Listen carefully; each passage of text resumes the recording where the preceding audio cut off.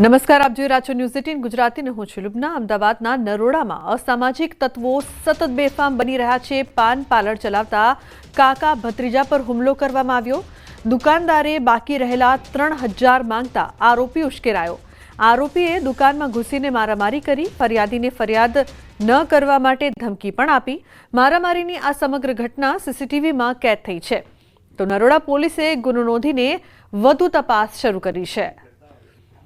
ફરિયાદીને ફરિયાદ ન કરવાની ધમકી પણ આપવામાં આવી। અમદાવાદમાં સતત અસામાજિક તત્વો બેફામ બની રહ્યા છે। પાન પાર્લર ચલાવતા કાકા ભત્રીજા પર હુમલો કરવામાં આવ્યો છે।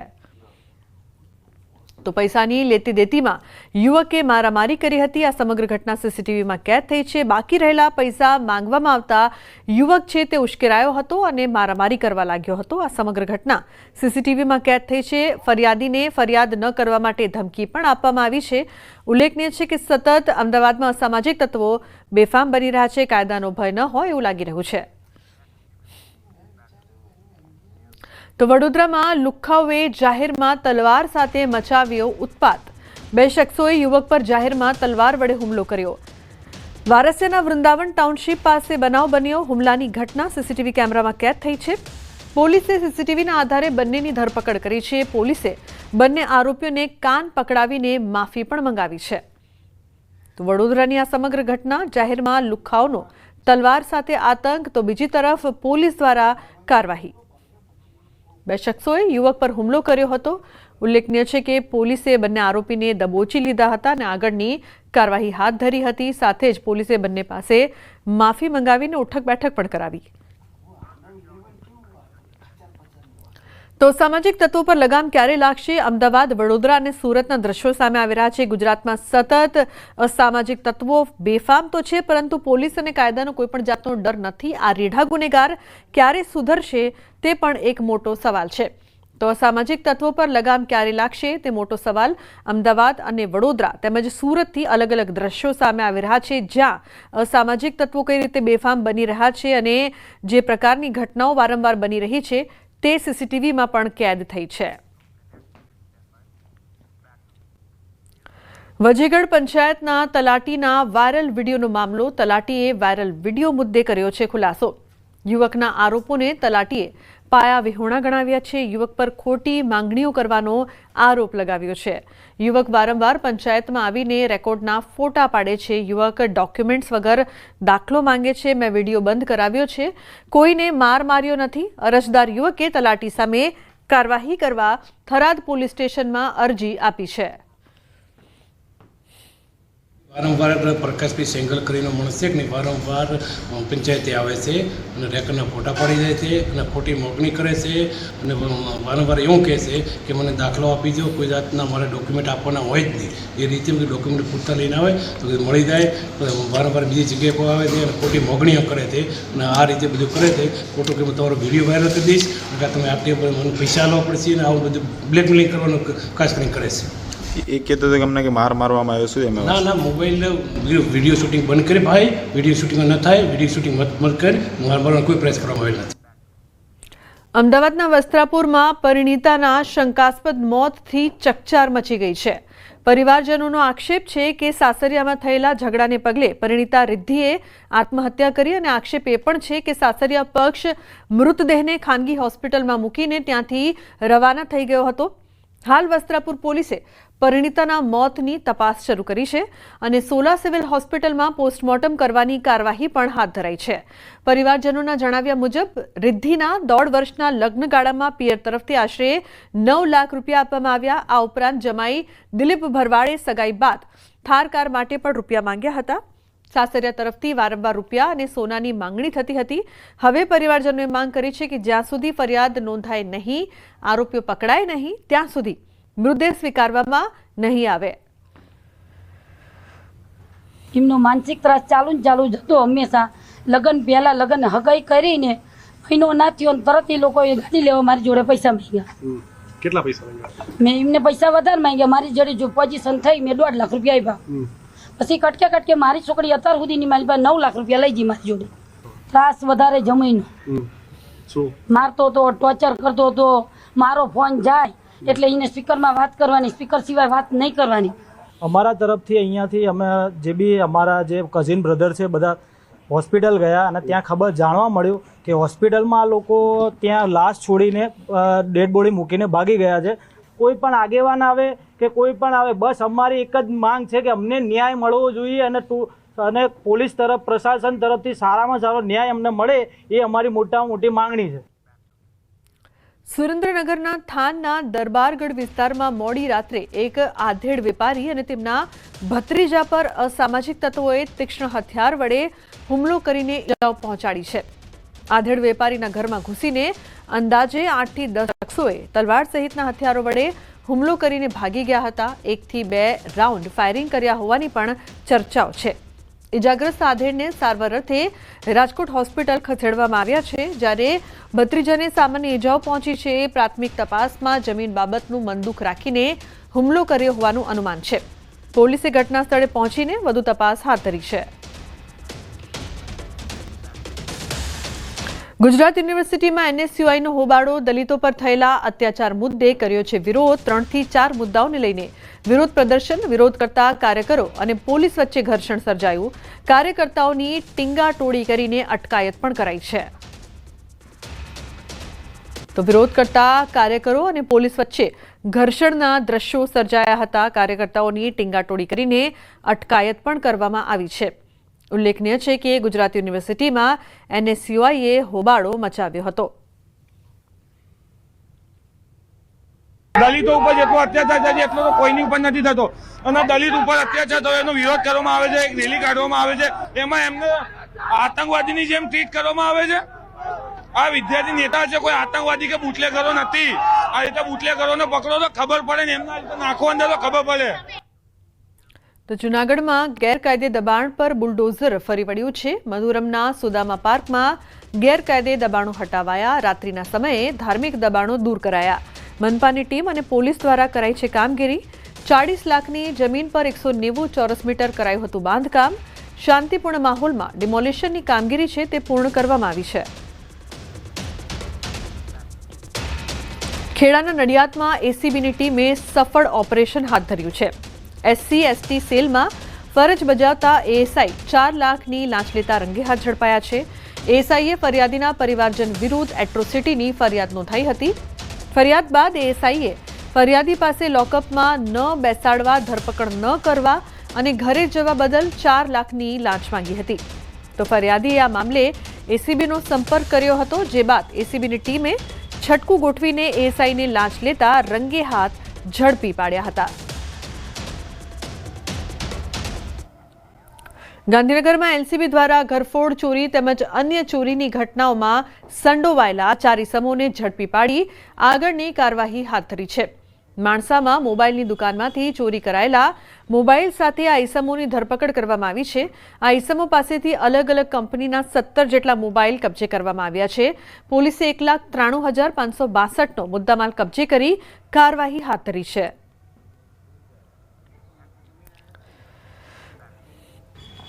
બોટાદ માર્કેટિંગ યાર્ડમાં કપાસની ખરીદીમાં કટકી થઈ હોવાના વિવાદને લઈને આ બેઠક યોજાઈ છે. એપીએમસીમાં ચેરમેનની અધ્યક્ષતામાં સહકારી મંડળી, દલાલો અને વેપારીઓએ બેઠક કરી.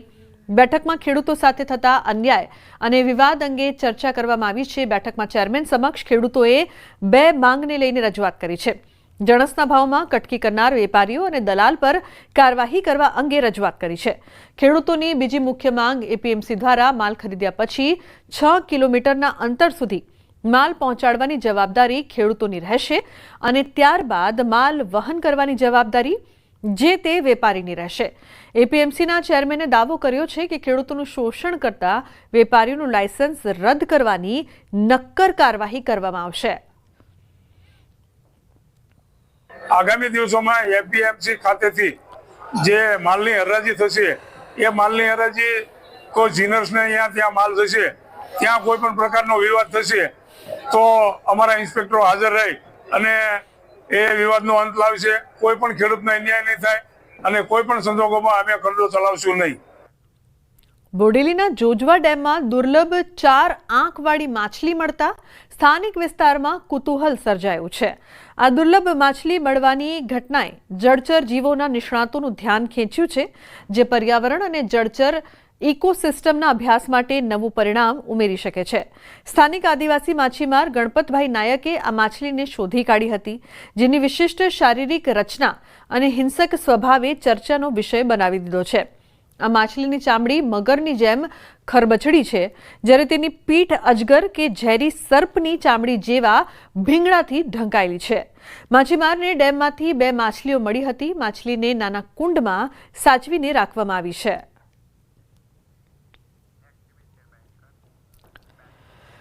મહેસાણામાં વિજાપુર ખાતે the Sardar Patel cooperative credit society લિમિટેડનો રજત જયંતિ મહોત્સવ ઉજવાયો. વિજાપુરના પરા વિસ્તારના કડવા પાટીદાર સમાજ સંકુલ ખાતે આ કાર્યક્રમ યોજાયો હતો, જેમાં મુખ્યમંત્રી ભૂપેન્દ્રભાઈ પટેલ વિશેષ રીતે ઉપસ્થિત રહ્યા. આ ઉજવણીમાં આરોગ્ય મંત્રી ઋષિકેશ પટેલ પણ વિશેષ રીતે ઉપસ્થિત રહ્યા હતા. ઉલ્લેખનીય છે કે સરદાર પટેલ ક્રેડિટ સોસાયટીની સ્થાપના 9 ઓક્ટોબર 2000ના રોજ થઈ હતી, જેને 25 વર્ષ પૂર્ણ થતા રજત જયંતિ મહોત્સવની ઉજવણી કરવામાં આવી છે.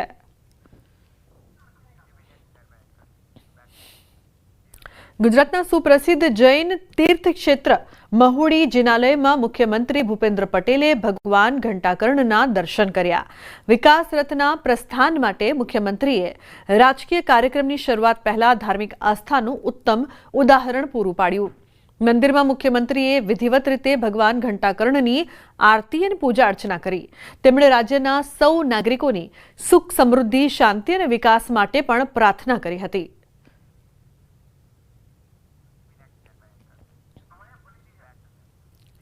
ચૂંટણી પૂર્વે અંબાજીમાં માતાજીના મંદિરે ધજા ચડાવવાની રાખેલી બાધા પૂર્ણ કરવા બનાસ ડેરીના નવનિયુક્ત ડિરેક્ટર અમૃતજી પરમાર અંબાજી પહોંચ્યા.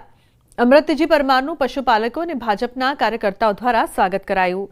માંબેના દર્શન કરીને બાધા પૂર્ણ કરવા મંદિરના શિખરે ધજા ચડાવીને માનતા પૂર્ણ કરી. અંબાજી મંદિરની હવન શાળામાં ધજાની પૂજા અર્ચના કરી. તો આગામી સમયમાં અંબાજી ખાતે પણ પશુપાલકો માટે ડેરીની સ્થાપના કરવા ખાતરી આપી. લેવા માટે અમારી એક નિયમ હતી કે માતાજીની ધજા ચડાય અને આપણા તાલુકા દોતા તાલુકાની અંદર પશુપાલકો અને જે માતા બહેનોનું જે મનની ઈચ્છા હતી કે આપણા તાલુકાની અંદર પરિવર્તન આવે અને જે સામેવાળા હતા એમને અમારા જે વોટરો હતા એમને પણ હાઈજેક કર્યા હતા, પણ માતાજીના આશીર્વાદથી અમે એ પણ પાર પાડી અને માતાજીના આશીર્વાદથી અને દરેક પશુપાલકો માતાઓ બહેનોના આશીર્વાદથી એ પણ અમારા સાથે રહી અને અમને આજે વિજય બન્યા છીએ. મધરાત્રે ચોરીનો નિષ્ફળ પ્રયાસ. લીમખેડા તાલુકાના મોટા હાથીદરા ગામની આ ઘટના છે. હસ્તેશ્વર મહાદેવ મંદિરમાં મધ્યરાત્રિએ તસ્કરોની ટોળી ત્રાટકી. મુખ્ય દરવાજાનું તાળું તોડીને ગર્ભગૃહમાં ઘૂસ્યા. ચાંદીના કવર પર હાથ મારવાનો પ્રયાસ પણ કર્યો. શિવલિંગ પરના આભૂષણોને લૂંટવાના ઈરાદે તેઓ આવ્યા હતા. દાનપેટી પણ તોડવાનો પ્રયાસ કર્યો. પૂજારી જાગી ઉઠ્યા અને તસ્કરો ત્યાંથી નાસી છૂટ્યા. મંદિરના ખજાનાને તાત્કાલિક બચાવી લેવાયો. पुलिस पेट्रोलिंग और पॉइंट વધારવાની तीव्र मांग उठी है. यहाँ रात 3-3:30 बजे चोरों ने प्रयास करा है चोरी करने का, मंदिर का नकौचा तोड़ा है और यहाँ 15-16 किलो चांदी लगी हुई है. कोई चोरनी टोळकी मंदिर में चोरी करवा माटेनो प्रयास करेल है. ताळું तोड़ी नाखेल અને અવાજ થતાં મંદિરના પૂજારી શ્રી તુરંતુરી બાપજી જાગી ગયેલ, જેથી ચોરીનો પ્રયાસ નિષ્ફળ ગયેલ છે. પરંતુ અગાઉ આ મંદિર પર પોલીસનો પોઈન્ટ હતો અને અગાઉ પણ ચોરી થયેલ છે. તો હવે આ મંદિર પર એક પોલીસનો પોઈન્ટ મૂકે એવી અમારી માંગણી છે. ભાવનગરમાં સ્પાની આડમાં ચાલતા કૂટણખાના પર પોલીસના દરોડા. વાઘાવાડી રોડ પર 3 જેટલા સ્પા સેન્ટરમાં દરોડા પાડવામાં આવ્યા છે. સ્પાની આડમાં દેહ વ્યાપાર અટકાવવા પોલીસે રેડ કરી છે. ઈવા સુરભી કોમ્પ્લેક્સમાં એક સાથે 3 જેટલા સ્પા સેન્ટરો પર કાર્યવાહી કરવામાં આવી છે. અવેડા, ઓશિયન અને આઇકોનિક નામના સ્પા સેન્ટરો પર દરોડા પાડવામાં આવ્યા છે. પોલીસ અધિકારીઓએ 10 જેટલી યુવતીઓને દેહ વ્યાપારમાંથી મુક્ત કરાવી છે. 3 સ્પા સેન્ટરના મેનેજરની ધરપકડ પણ કરવામાં આવી છે.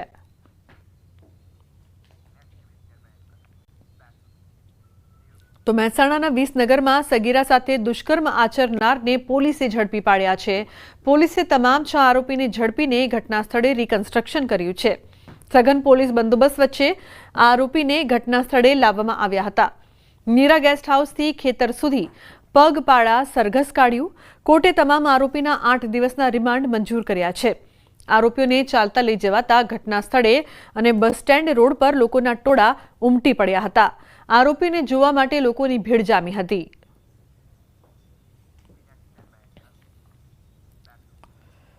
વિધાનસભા ચૂંટણી માટે ટિકિટને લઈને ચાલી રહેલા વિરોધ પ્રદર્શનો વચ્ચે પટનામાં આરજેડી પ્રમુખ લાલુ પ્રસાદના નિવાસસ્થાનની બહાર અનેક ફૂડ સ્ટોલ લગાવવામાં આવ્યા છે. સ્ટોલ માલિકો પાર્ટી કાર્યકરો માટે ચાટ, ગોલગપ્પા, આઈસ્ક્રીમ અને બીજી ઘણી વસ્તુઓ વેચી રહ્યા છે. ઉલ્લેખનીય છે કે ટિકિટ મેળવવા માટે પટનામાં આરજેડી પ્રમુખ લાલુ પ્રસાદના નિવાસસ્થાનની બહાર મોટી ભીડ એકઠી થઈ હતી. વધતી જતી ભીડને ભોજન પૂરું પાડવા માટે ફૂડ સ્ટોલ ઊભા કરવામાં આવ્યા હતા.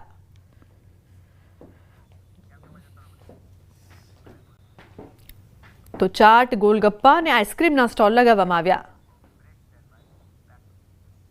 તો બુલેટિનમાં હાલ રોકાઈશું એક બ્રેક માટે. આપ જોતા રહો ન્યૂઝ 18 ગુજરાતી.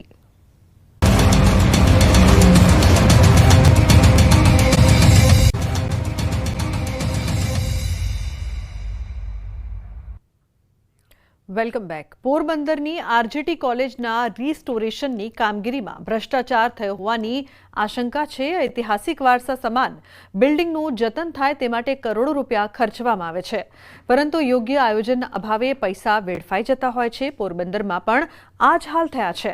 પોરબંદરમાં આવેલી આરજેટી કોલેજ હેરિટેજ બિલ્ડિંગ ધરાવે છે, જેનું સરકાર દ્વારા કરોડો રૂપિયાને ખર્ચે રિસ્ટોરેશન હાથ ધરવામાં આવ્યું છે, જેની 8 કરોડના ખર્ચે પ્રથમ ફેઝની કામગીરી પૂરી થઈ ગઈ છે અને અંદાજે 17 કરોડના ખર્ચે બીજા ફેઝની કામગીરી હાથ ધરવામાં આવી છે. પરંતુ બિલ્ડિંગની દિવાલોમાં તિરાડો અને મોટા કાળા ધાબાઓ જોવા મળતા કામગીરી સામે સવાલ ઉઠ્યા છે. કોલેજના આચાર્ય દ્વારા પણ કામગીરી સામે સવાલો ઉઠાવી અનેક રજૂઆત કરવા છતાં પણ કોઈ જવાબ મળતો નથી. કામગીરી માટે નિમાયેલ મુંબઈની Savani heritage conservation private limited company જવાબો સામે મૌન સેવી રહી છે. હવે જો યોગ્ય તપાસ કરવામાં આવે તો અનેક છબરડાઓ બહાર આવે તેમ છે. કાળા ડબ્બા જે છે, કાં તો એની જે લાઇટની વસ્તુ છે ને એ બધી વસ્તુઓ મળી, એના આધારે અમે જુદી જુદી બાબતો માટે વડી કચેરીએ પણ લેટર લખ્યો છે. અને આ જે એજન્સી છે રામ સવાણી અને આનંદ ટાટુને કંપનીને આ બધું મોનિટરિંગ સોંપ્યું છે અને અમે લેટરો લખ્યા છે. એ પ્રમાણે અમે જે કામગીરી છે એ પ્રમાણે અમારે અત્યારે ચાલી રહી છે. શ્રી રામબાગ જિલ્લા શિક્ષણ તાલીમ ભવન પોરબંદર જે એક રામબાગ ગ્રેજ્યુએટ ટીચર્સ કોલેજ સાથે એનું સંલગ્ન થઈ ગઈ છે, એટલે કે એનું કોમ્બિનેશન થઈ ગયું છે અને 2020થી આની કામગીરી શરૂ છે. પ્રથમ ફેઝની અંદર ટોટલ ગ્રાન્ટ જે 8 કરોડ જે આવી હતી એમનો ઉપયોગ થઈ ગયો છે અને બીજા ફેઝની અંદર સરકારશ્રીએ જે 18 કરોડ જેવી આમની રકમ મંજૂર કરેલી છે.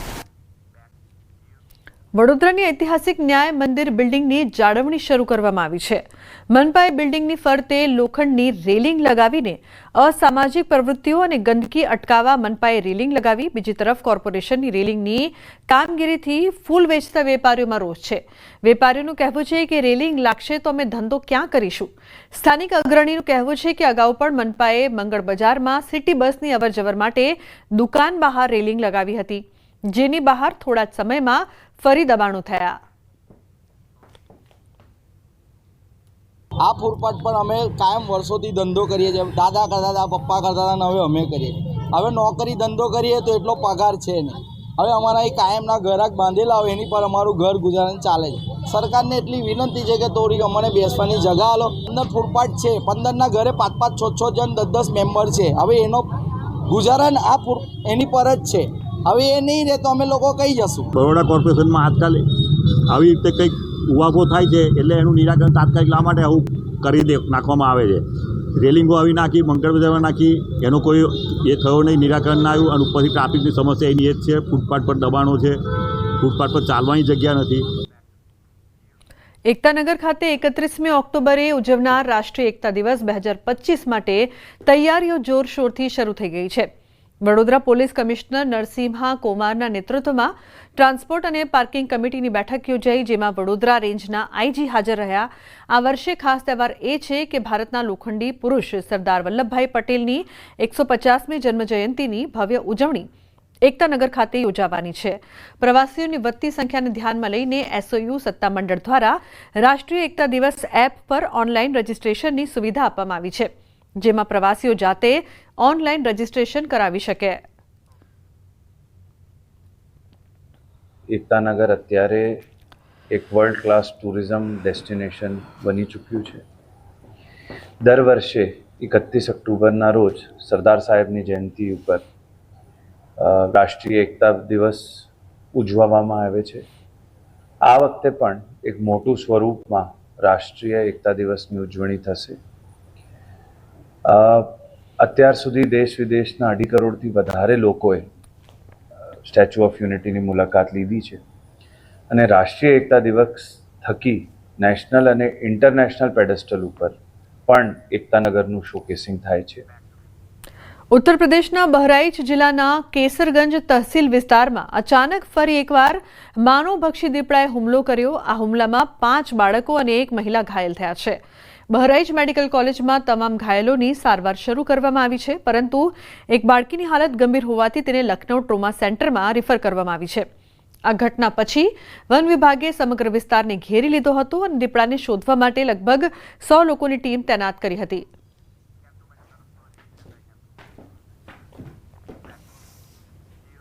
તો બુલેટિનમાં હાલ બસ આટલું જ. આપ જોતા રહો ન્યૂઝ 18 ગુજરાતી.